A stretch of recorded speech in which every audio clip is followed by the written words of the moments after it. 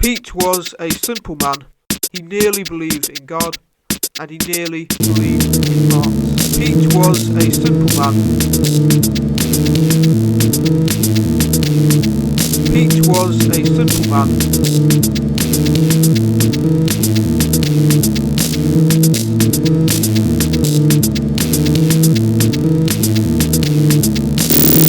Pete was a simple man.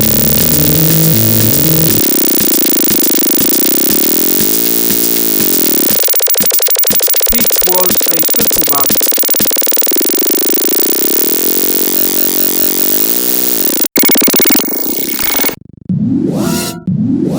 Pete was a simple man who liked to think about complex ideas. His two key interests were religion. He was a liberal, slightly dogmatic, doubt-ridden, nonconformist Protestant, and politics. He was a committed, slightly dogmatic, old-school, redistributive socialist. He nearly believed in God, and he nearly believed in Marx. A man most unsuited for the early 21st century, a point which can be illustrated by a short anecdote. Pete had once at work been forced into an embarrassing team-building exercise involving answering ridiculous questions. If you could live at any time in history, when would it be? Where would you live and what would you do? Most people's answers were, of course, predictable. I'd like to live in, Jane Austen times, because everyone was so polite and dignified. A woman with a romanticised view of the past derived from literature. What a cliché, thought Pete. I'd like to have been a medieval monarch, like Henry VIII, with all those banquets and whatnot, the chicken legs. A man with an appetite for food and power and a limited grasp of English history. Even more of a cliché. Right now, in the early 21st century, because living standards are higher than they have ever been. A believer in progress, surely a species close to extinction. Then Pete spoke. I would be a country parson in deepest rural England around the mid-18th century. A most precise and interesting answer. Nobody else understood, but Pete thought the image was simple enough. A nice, comfortable parsonage, ramshackle, decayed and drafty, but full of character. He would have a study with a log fire and a faded walnut desk, and spend days alone with his theology books. He would take up an esoteric hobby, perhaps some sort of obscure science requiring complex measuring equipment and excursions into remote places. He would never have read Marx, so would not have to worry about class conflict or the exploitation of the proletariat for their surplus value. He would be quietly convinced of his own righteousness, but would not feel the need to proclaim it. He would have a cat that would roam around the old house catching church mice. He would eat bacon and eggs for breakfast, and be affectionately patronising to his parishioners. Services would be at the lower end of broad. He would be happy and of the zeitgeist. What fun. Now Pete's rejected answers were almost as illuminating. One was to say he would have liked to have been present at the resurrection of Christ, because then he would know if it was true or not, and find out if he should believe. Surely if he saw it, even he would have true faith and his doubts would vanish. And for similar reasons, he would like to have met Marx, probably in the British Library reading room, and to have looked into that great bearded face. To gaze on Marx as he worked, as he was formulating his great ideas. Perhaps that would have made Pete a proper Marxist, a real believer. And he would have gone off and become a revolutionary, talking only about commodity fetishism and dialectical materialism. Just one look into those fierce eyes would have been enough, Pete felt sure. No doubt that wasn't the proper way of things, and Pete realised he should be persuaded by rational thought and argument, by ideas, not some nonsensical, quasi-mystical cult of the Superman. Marx lives on in his writings, and Pete knew that should be sufficient. But it wasn't enough. To try to resolve this, he once went on a pilgrimage to see that solid, massive tomb in Highgate. But somehow communing with a stone memorial didn't work either. Books and sculpture were somehow not enough. The problem was that Pete had tried rationality, and it hadn't worked out for him. He had enjoyed his rational phase, and luckily it had coincided with studying logical philosophy as an undergraduate. How he had attacked those syllogisms with the utmost rigour. How beautifully he had argued for materialism. How he had lacerated the later Wittgenstein for leaving behind the beautifully certain principles of proper, hardcore logical positivism. His conversion came, remarkably enough, through reading an Ezra Pound poem. Pound was a writer Pete should theoretically have detested, but actually always rather liked. In fact, what he read was an extract from a canto, edited in such a way as to change its meaning. The passage began by setting out Pound's obscure and largely incomprehensible economic theories. But then after this technical passage, it suddenly broke out into technicolor lyricism, seeming to reject thought for the power of emotion. And at that moment, rationalist Pete believed in metaphysics again. He started going to church. He even started praying again. He ceased to believe in the certainty that religion was a vast if attractive simplification.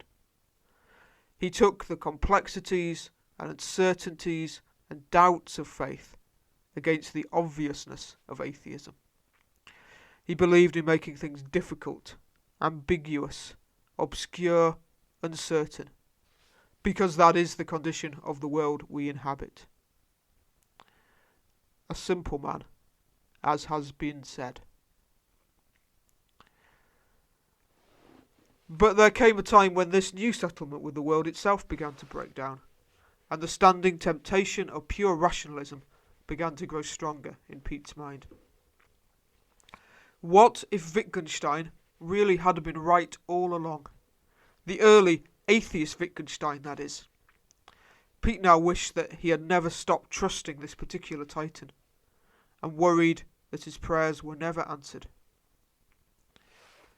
It was out of this confusion that Pete had the first of his great ideas. While reading about Schoenberg's 12-tone technique, which he often thought should be a martial arts move, he had been struck by Anton Webern's suggestion that the birthday of Beethoven should be like Christmas. If there can be a festival, a whole season of goodwill no less, for Christ, why not also for someone as great as Beethoven? Happy Wittgenstein Day, said Pete the next morning to a colleague, after having found out via Wikipedia that it was the birthday of the great philosopher. The response was a grunt, which Pete chose to read as quizzical.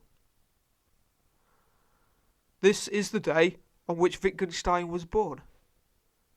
His whole career was about moving from atheism to faith, achieving one or the other or both or neither. Surely we should all be happy on the birthday of such a great man. Peace and goodwill and all that. What? Like Christmas? Precisely. Then came Pete's idea. How many truly great men and women had ever lived? Surely there were enough to have a Christmas at least once a week, perhaps even one a day. And then every single day would be like Christmas, a time of happiness, togetherness, fellowship, spirituality. And there would be no conflict. How could there be? Pete had come up with a plan, guaranteed to create world peace. To make the plan work, Pete began his research. The only criterion for inclusion was that a candidate must be undeniably, incontrovertibly great, so that even those who disagreed with their ideas would still acknowledge their contribution. So Beethoven and Mozart and Marx and Wittgenstein and Kierkegaard and Isaac Newton and Einstein and Edmund Burke were all in. As he worked, Pete worried that pretty much the whole list was male, and pondered if this was a reflection of his own prejudices or those of society. So he added Emily Davidson, Emmeline Pankhurst, Ada Lovelace and Mary Wollstonecraft, and immediately felt better. Where birthdays of two people clashed, he showed no mercy in selecting which took priority. It was strictly one day, one person. And so Pete needed to find 366 candidates, allowing for leap years. As it happened, the 29th of February was a difficult one. Pete felt that neither John Byrom or Rossini were quite up to the job. Eventually, when all the available slots were filled, humankind would have reached a kind of perfection. Once this initial work was done, Pete did what any modern individual with a slightly odd idea would do and set up a website, Wittgensteinday.com, to explain his thinking. He even created a group on Facebook. He blogged, even while considering the use of the word as a verb an abomination. Slowly, people began to respond, some with suggestions of other figures, some simply expressing support for the whole project.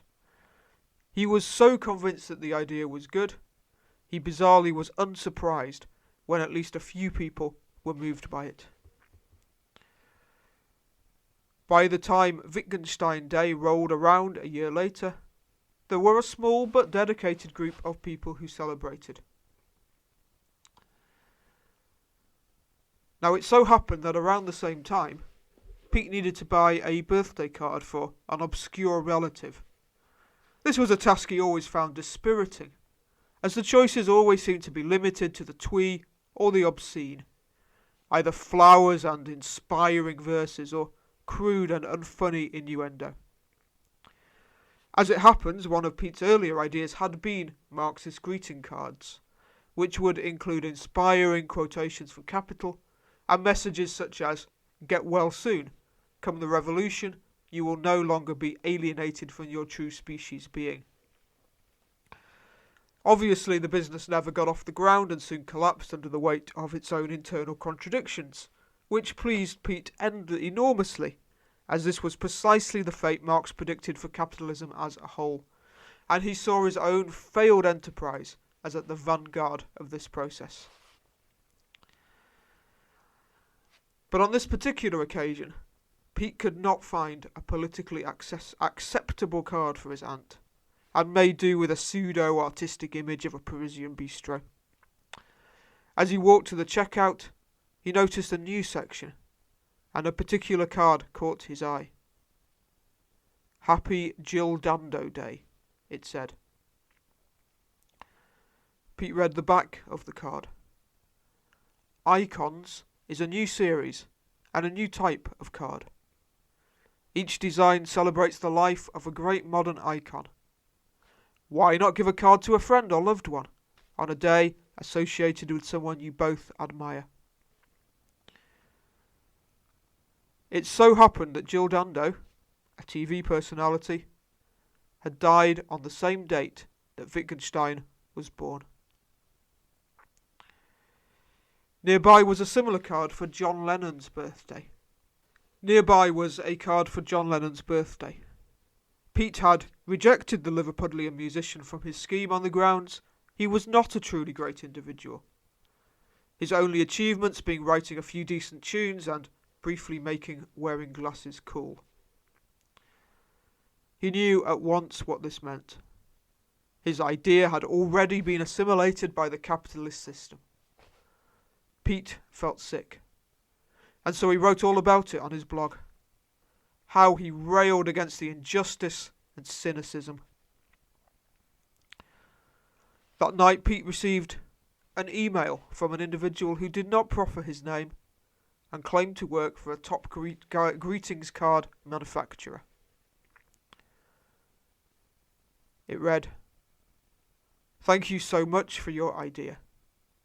It has increased my kudos in the company no end.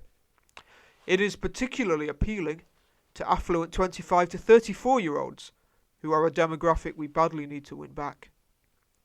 Of course I had to change your worthy intellectual heroes for vapid celebrities as befits the modern age. I'm sorry for stealing the idea really, but I won't insult your beliefs by offering you money. We both know you are a true artist, and I am but a soulless capitalist idiot. So how could I have acted otherwise? Good luck." Pete knew his latest idea was over. As always, he fell back on the timeless image of the 18th century parsonage, and the knowledge that what he lacked in faith, he made up for in the processes by which he had reached this doubt. "Happy Wittgenstein Day," said Pete resignedly to a colleague at work the next day. "It's Jill Dando Death Day today, surely," came the answer. Pete made a non-committal, non-quizzical grunting noise, and the conversation ended.